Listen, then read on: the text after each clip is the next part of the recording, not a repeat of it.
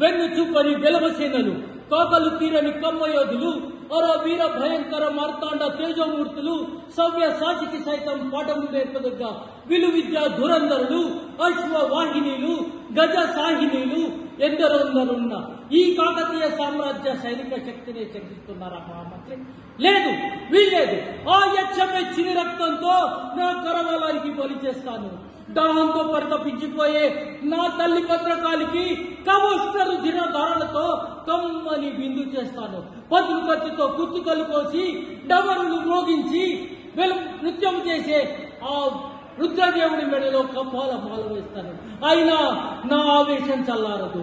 కరవాలం కదలమంటుంది, రక్తం పరిగెత్తమంటుంది, ఆవేశం హద్దుల మీద ఆహ్వానిస్తుంది. నన్నేం చేయమంటారు మహామంత్రి? ఆ ఢిల్లీ సుల్తాన్ తల నరికి మీ పాదాల ముందు పడేస్తాను. జై హింద్.